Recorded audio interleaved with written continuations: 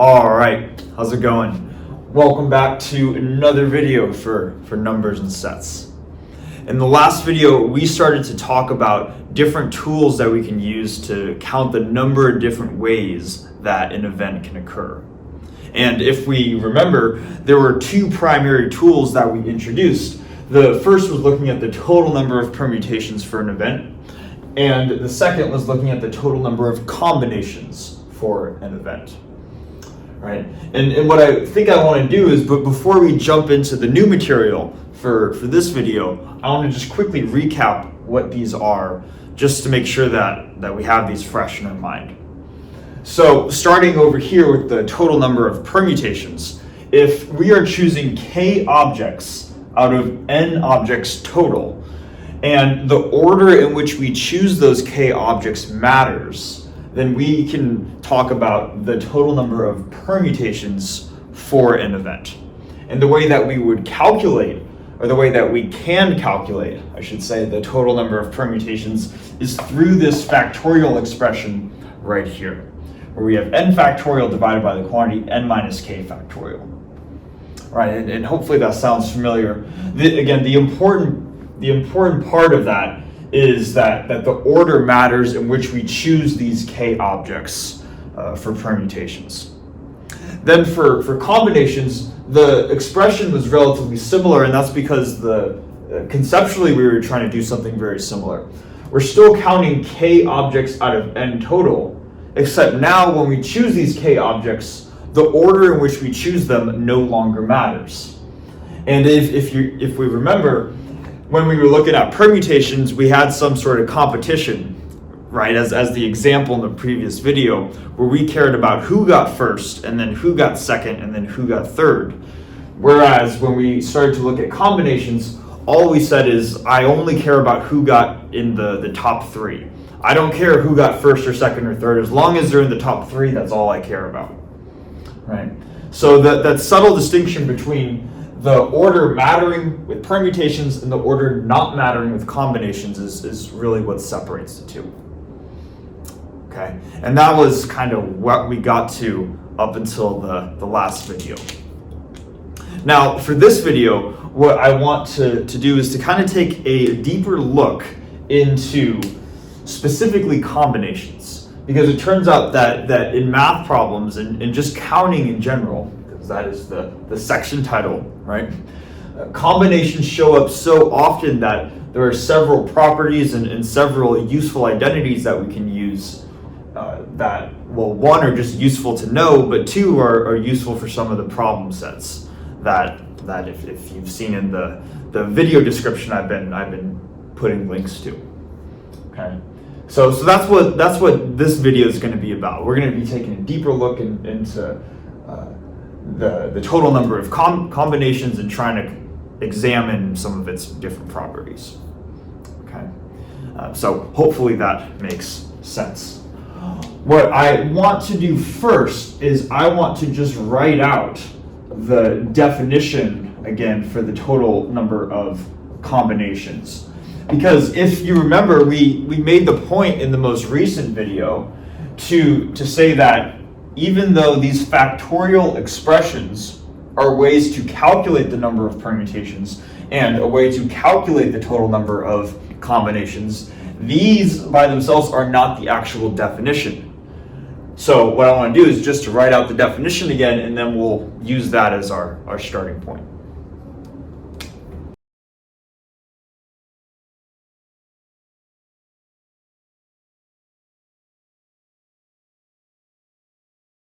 All right, so this is the definition for the total number of combinations right here. Let's quickly read it together.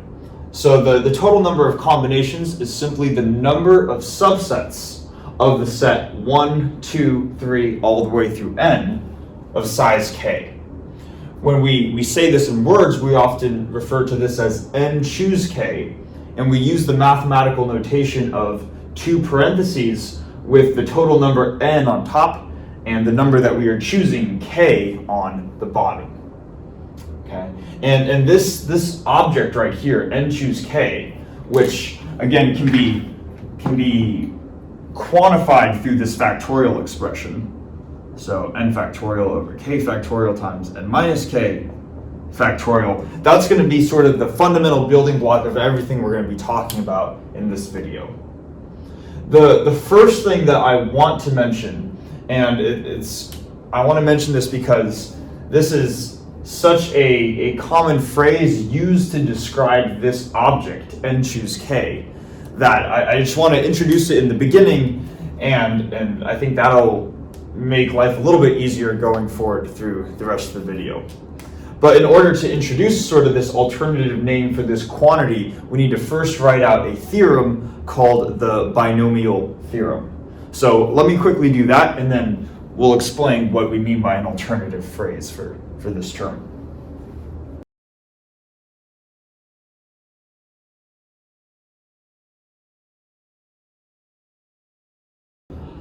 All right, so we've written out the binomial theorem right here, and it's essentially just an equation, but we'll still describe it.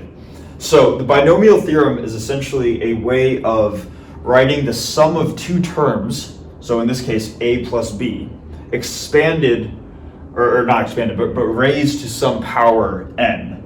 And the binomial theorem says that we can rewrite this product of n terms as a summation. And within this summation right here, notice that we have this n choose k factor, this quantity right here, and then we have various powers of a and various powers of b.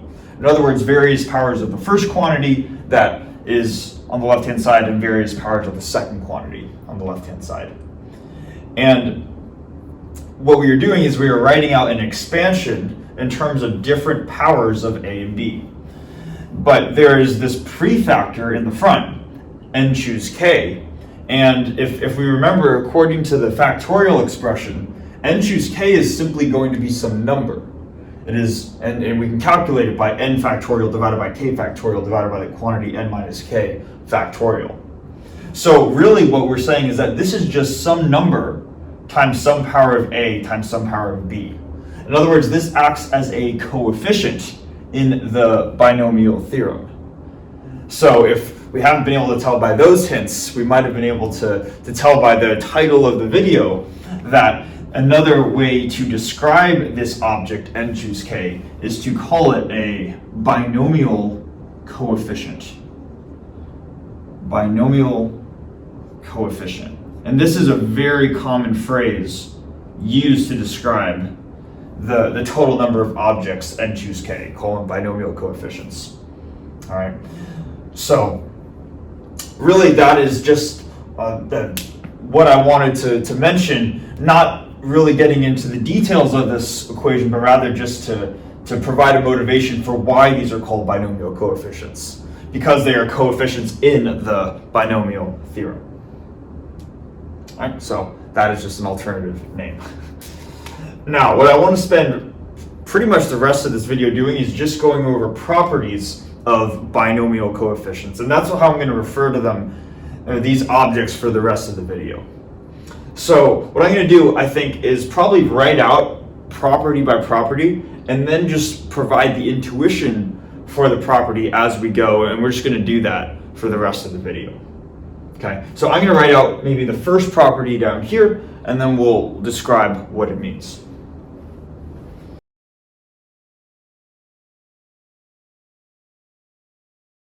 All right, so we have property 1 right here, which is simply this equation.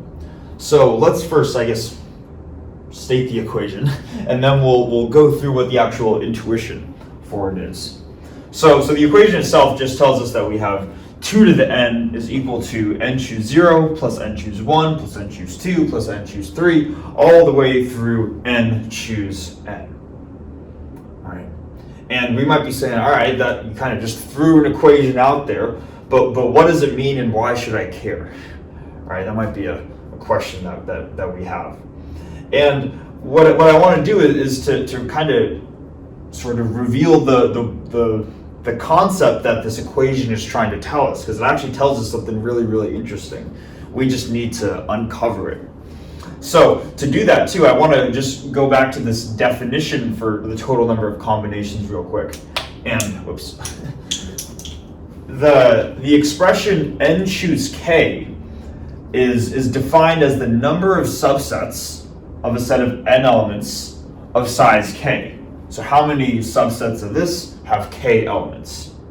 So what this equation is telling us is if we look at the right-hand side, then this quantity n choose 0 provides the number of subsets of size 0 plus the number of subsets of size 1 plus the number of subsets of size 2 plus the number of subsets of size 3 and so on, all the way until we get up to the number of subsets of size n. So this is counting up on the right-hand side the number of subsets of a set with n elements of all the possible different sizes that it could have. So another way of what this right-hand side is saying is what are the total number of subsets for a set of n elements. Okay, that's what this quantity really is representing, total number of subsets. So that's what the right-hand side means. Now we just got to go to the left-hand side. And if the right-hand side gives us the total number of subsets for a set with n elements, the left-hand side tells us what that number is. It says that for a set that has n elements, it will have 2 to the n corresponding subsets, which is, in a sense, is kind of cool, right? No matter what set you have, what finite size set you have, you can always plug in the size of that set and you can find the corresponding number of subsets. So for example, if we had a set of size 3, for example, the total number of subsets would be 2 to the third, which would be 8. So that's what the equation is telling us, but why is it 2 to the n? Why can't I just write that? And the reason why has to go back to essentially the fundamental theorem of counting, if we remember that from the previous video. Maybe what I'll do is I will write this set down here one more time. So we have 1, 2, 3, 4 all the way through n, like this. And to see how 2 to the n is the total number of subsets of this set, what we can do is we can go element by element and simply ask the same question repetitively. We can ask the same question over and over. And that question is, for each element that we go through, is that element contained in a subset? And the answer is going to be either yes, it is in a certain subset, or no, it is not in a certain subset. It's got to fall between one of those two options. So what that means is that for the number 1 is going to be in some subsets, and it's not going to be in some other subsets. So what I'm trying to say is that there are two possible options for whether or not 1 is or is not in a subset. Same thing with number 2. 2 could also be contained within a subset or it cannot. Same thing with 3. Same thing with 4. And you can see that for every element, it either is or is not in a subset. And we could keep doing this. We could keep multiplying factors of 2 all the way until we get to the final element, the nth element, which, like all the previous ones, are going to either be in a subset or not in a subset. And by the fundamental theorem of counting, the total number of subsets, again, would just be the product of each of these individual choices. So if we have 2 being multiplied together n different times, that gives us, let's go over here, that gives us 2 raised to the nth power. So this equation is actually pretty interesting. This provides 2 different ways of describing the total number of subsets of a set with n elements in it. Okay, so that is the first property of involving binomial coefficients that I want to go over. Hopefully that makes sense, and I know I'm probably repeating myself a fair amount, but I really want to make sure that we get the point across. What I'm going to do now is I think I'm going to erase everything except maybe property 1, and then we're just going to go through a couple more properties with the space that we have left.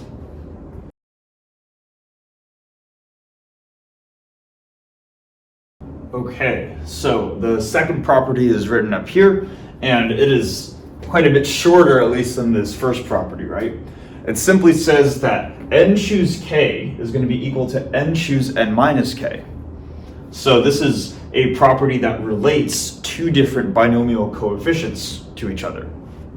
And we might be saying, why are these two going to be necessarily equal, right? And I think to gain an intuition for this property, for this equation right here, it's good to think about splitting up n total objects into one of two categories. So maybe what I'll do is over here, I'll say that I have this bar. Maybe this bar represents the n total objects that I have. And if I wanted to choose k out of the n total, maybe I'm choosing this many out of the total n. And if I'm choosing k, this small portion of the total n, then I'm going to have a leftover portion right here. And the part that's left over is simply going to be n minus k, like this. All right, so kind of just drawing a basic diagram. And I'm drawing this to gain an intuition for this equation right here, because hopefully we can understand the point that if we wanted to choose k objects out of n, another way of phrasing that is we want to explicitly not choose n minus k objects out of n. Maybe, for example, say that we have sort of a bucket of fruit or something. Sounds kind of random, but I'm trying to think of something that can food that can expire relatively easily. And maybe out of n pieces of fruit, k pieces are still okay and edible to eat, and n minus k pieces have rotted and we want to throw those away. So one way of posing that problem or asking that question is, how many different ways could we have k different edible fruits? Another way of saying that same thing is, how many different ways out of n total can we have n minus k rotten fruits that we want to throw out? Okay. So hopefully we see that there are two different ways of asking the same question. And because of that, choosing k out of n total is the exact same as choosing n minus k out of n total. Now, maybe to explicitly see this too, I'll just provide a simple example. Let's set maybe n to be 5. We have 5 options. Maybe k is going to equal 2. And then the leftover part is going to be just 5 minus 2, which is 3. And then what we can do is, even though it's not according to the verbal definition of a binomial coefficient, we can still use the factorial expressions to show that for these specific values of n and k, that this equation must be valid. Let's start with this side over here. N choose k is going to be equal to n factorial divided by k factorial times the quantity n minus k factorial, like this. And if we were to just plug in n and k, that's going to give us 5 factorial divided by k, which is 2 factorial, divided by n minus k, or 5 minus 2 factorial. If we simplify this just a little bit, this gives us 5 factorial divided by 2 factorial divided by 3 factorial. That's what this left-hand side, n choose k, would be. Moving on to n choose n minus k, the factorial expression for that quantity is n factorial in the numerator. Then, rather than k right here, we're going to have n minus k. So n minus k factorial in the denominator. And then n subtracted from this quantity. Over here we had n subtracted from just k, but now we have n subtracted from n minus k. So in other words, let's see, n minus k factorial. This simplifies to n factorial over n minus k factorial times this quantity, which is n minus n plus k, or just k factorial. and then plugging in the values of n and k. N is 5, n minus k is 5 minus 2 factorial, and then k is just 2. So again, simplifying this gives us 5 factorial divided by 3 factorial divided by 2 factorial. So hopefully what we see is that when we wrote out n choose k, this is what we got right here.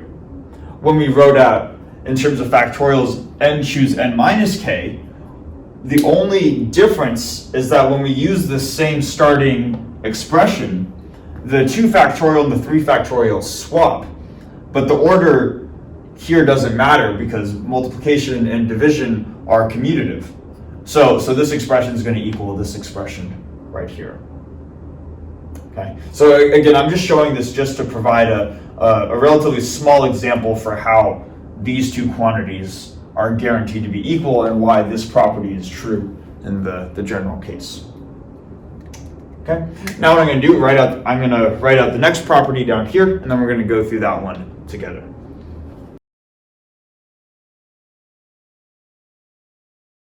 All right. So we have property 3 right here, which is another equation involving these binomial coefficients. And it says that n plus 1 choose k is going to be equal to n choose k minus 1 plus n choose k. Right? And this can be useful because sometimes it's easier to take a larger binomial coefficient, which is this one, and to break it into 2 smaller binomial coefficients. That's one motivation for why we might use this. And then also sometimes we might have 2 separate binomial coefficients and we want to make the equation appear shorter and to combine 2 separate ones into a single binomial coefficient. So those are some basic reasons for why we might want to use this identity. But what's the actual intuition behind this identity? Right? How do we actually understand why this is true? Well, to do this, let's start with the left-hand side, which tells us that this describes the total number of ways we can choose k options out of n plus 1 total.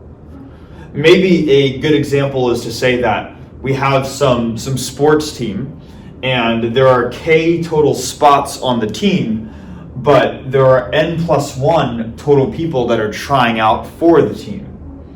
And maybe let's say that out of the n plus 1 people trying out for the team, one of these guys in the n plus 1 total is named Bob.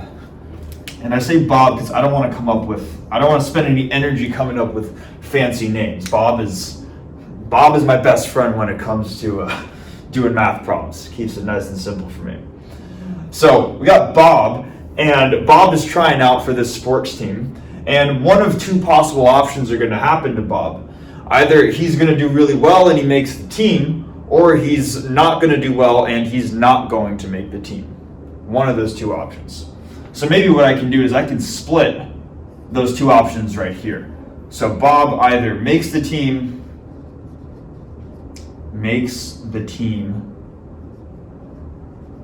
we'll put a little smiley face for Bob, or he does not make the team, doesn't make team. Doesn't make team. We'll put a sad face. And what I'm trying to get across here is that this left-hand side right here is going to describe the total number of combinations whether or not Bob makes the team. And these 2 terms right here describe each of one of these 2 cases. Let's see what I mean. Starting with this case right here, this is the case where Bob makes the team. So this quantity where Bob makes the team is represented by n choose k minus 1. Another way of saying this is that if Bob makes the team, there are n choose k minus 1 different possibilities for the remaining teammates. Let's see why that is. So first of all, if Bob is one of the k players that makes the team, we would say, okay, if Bob is one of these k, how many players are left? Well, excluding Bob, we have k minus 1 spots to fill left on the team. And if we've already removed Bob out of the n plus 1, that means there are n people left to choose from to fill these k minus 1 different spots right here. So this describes the number of possibilities that remain afterwards if Bob makes the team. Okay, that's this first term. Now going on to the second term, n choose k, this is the more unfortunate case if we are in Bob's shoes, where Bob does not make the team. And let's see why this is the case. If Bob does not make the team, we have still now gone from n plus 1 contestants, or n plus 1, I guess, athletes, down to n, meaning that we've gotten rid of Bob, but Bob did not fill up one of these k slots.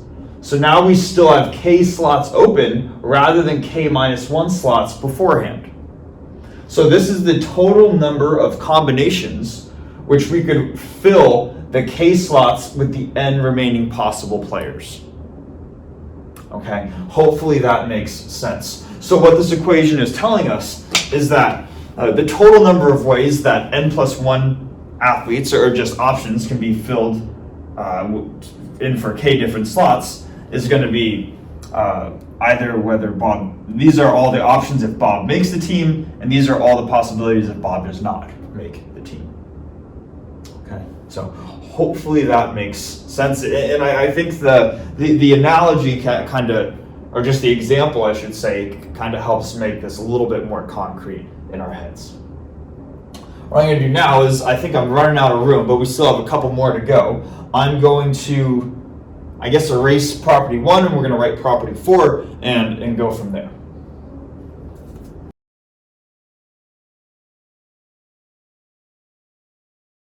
All right, so we have this next property right here with binomial coefficients, and we have this equation of products of binomial coefficients now, right, where we have n choose k times k choose r is equal to n choose r times n minus r choose k minus r. And we might be like, how do we gain an intuition for that, right? Some of these other ones we might be, I can understand that, but how do we figure out what's going on here? And I think that probably the best way, at least that I saw, was through the lecture notes that I was going through. And the basic idea is to maybe come up with a sort of visual diagram involving sets. And I think that will make this a little bit clearer, at least. So let's say we have a box. And inside this box, I have n elements. And I have, within this box, I have a subset. And maybe I'll call this subset, I don't know, we'll call it y.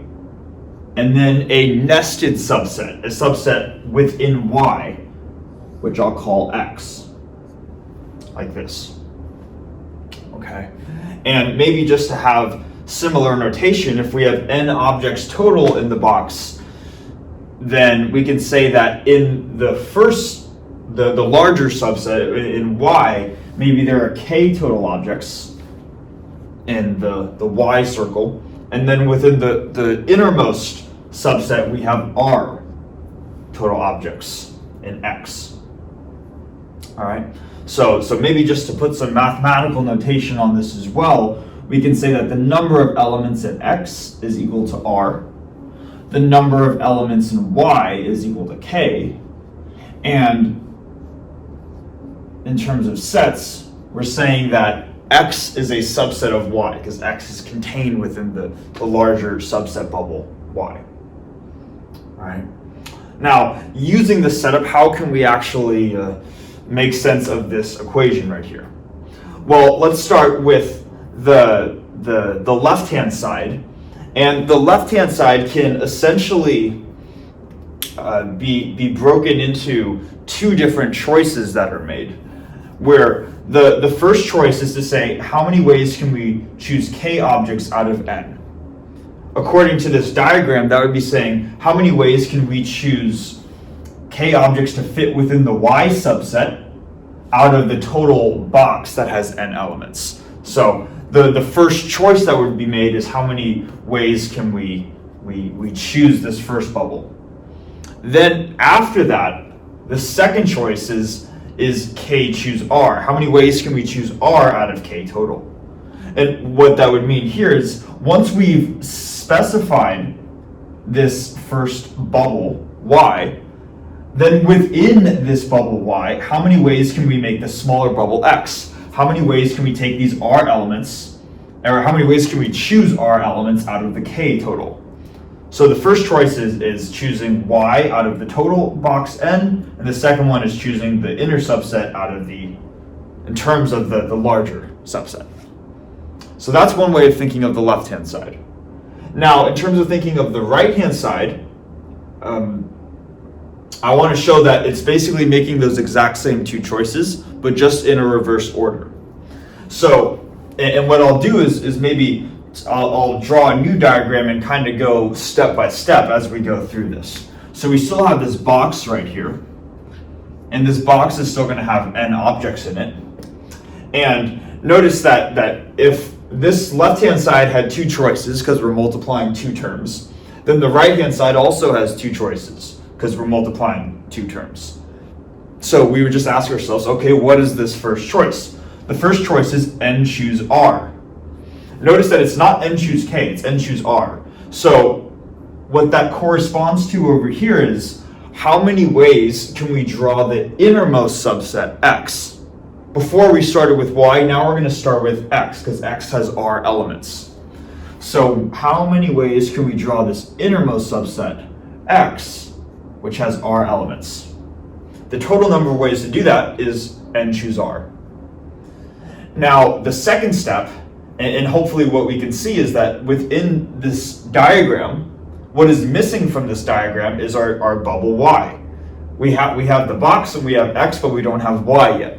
So we could draw y in any number of ways. We could draw y potentially like this, and maybe I'll get some different colors. We could also draw y like this.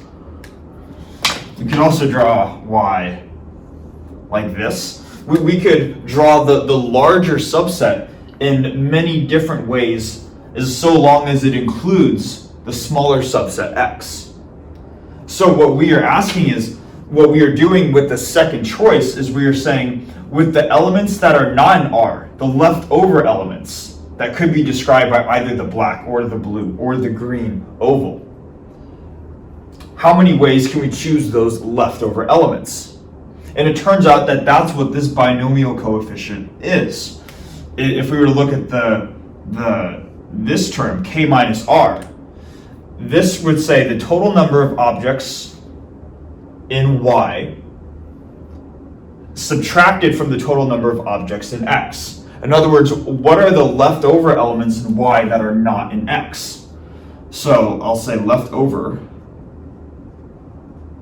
elements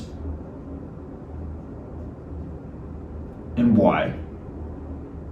And then for this one right here, we're choosing the leftover elements in the y bubble out of the total leftover elements that are in the total box by itself. Notice that we could have drawn the green, the blue, or the black circle anywhere so long as it fit within other elements within the box.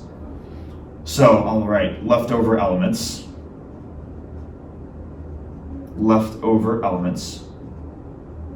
in the box. Like that. Okay, so that part might be slightly confusing, but I'd recommend taking some time to pause it and think about why that needs to be true. But just again, the main idea is that with this left-hand side of the identity, we first chose how we could arrange the y bubble, and then after that, we chose how we could then arrange the x bubble. And on the right-hand side, we first chose where we would put the x bubble. And then the second choice was how could we fill in the remaining elements with the y bubble. Y, like that. Okay, so hopefully that makes sense, or at least some intuitive sense. The goal again is for this to somewhat at least make an intuitive sense. But yeah, it looks like we're out of room again, so I'm going to, I think, erase just the entire board at this point. I have two more things that I want to cover, and then we'll call it. This will be another relatively short video.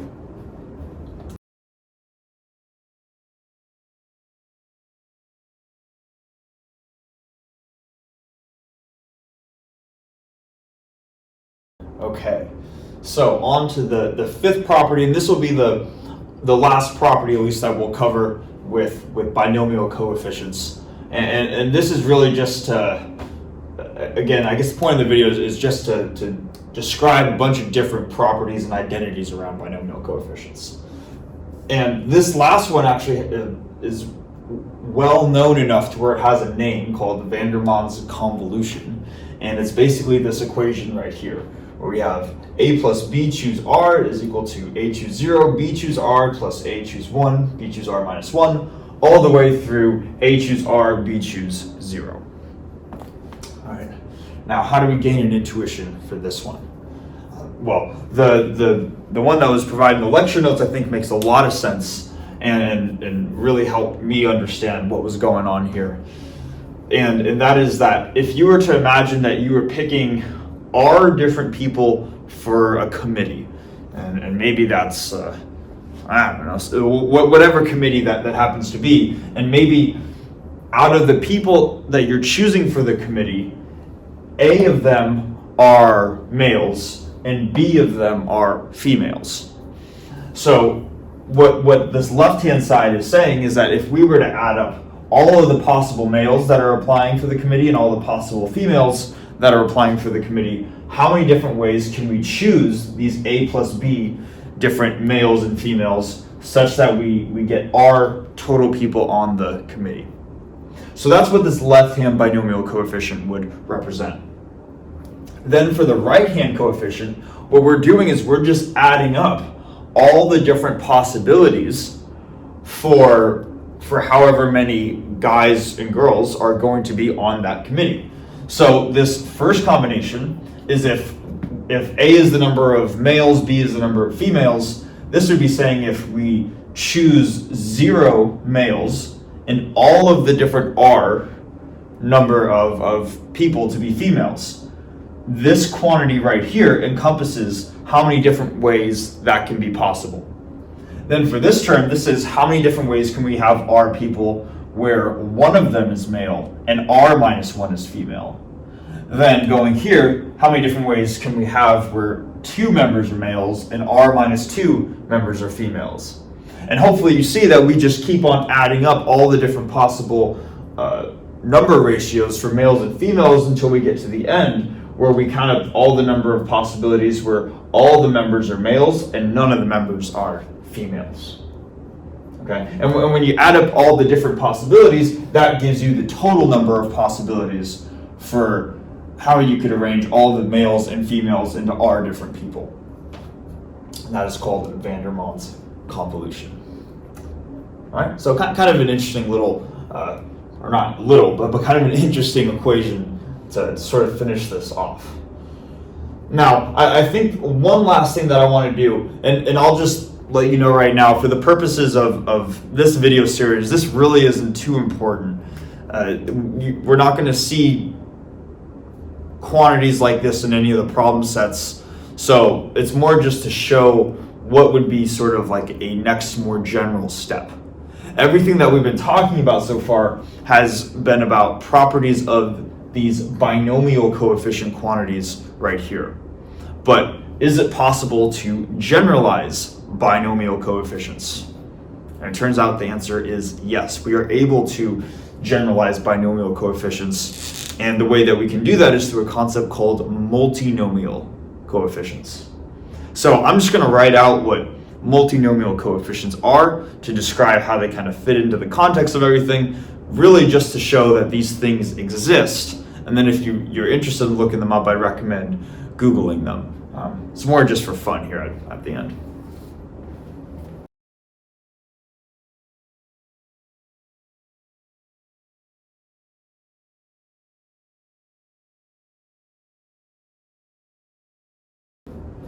All right, so we've written some stuff out here for multinomial coefficients.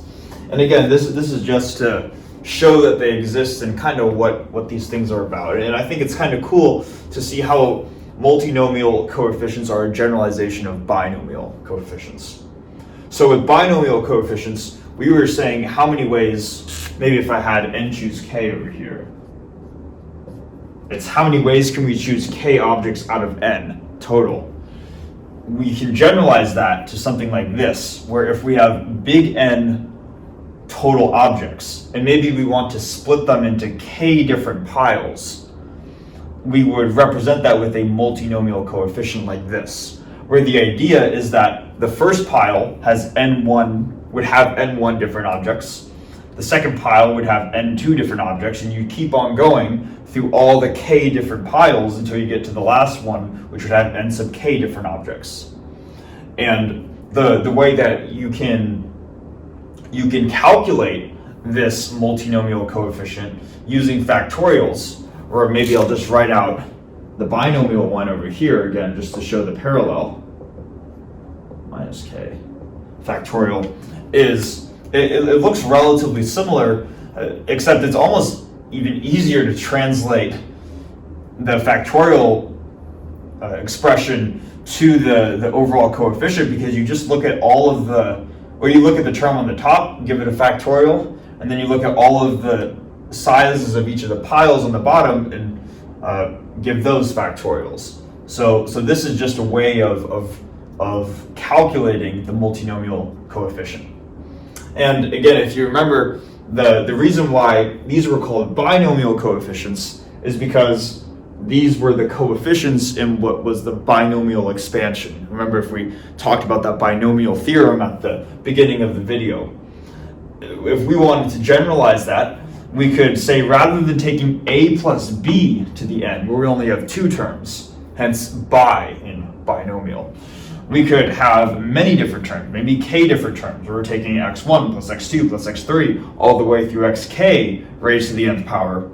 And in this multinomial expansion, these quantities right here are the coefficients in that expansion, which is why they're called multinomial coefficients. All right. So kind of just an interesting way to see how all the stuff that we've been talking about in the past two videos now generalizes to larger and larger types of problems. Right. But yeah, let's call it there. Thanks for watching. In the next couple of videos, this is kind of the stuff I like all this stuff, of course, but I'm going to be really excited for the next couple of videos. We're going to be jumping into the proof technique called induction. And this is something that we've been hinting at for a while now, and we're finally going to start to cover it. We might talk a little bit about well ordering and stuff like that first, but I'm really excited for the upcoming videos. So I hope that you can tune in to watch those. So thanks.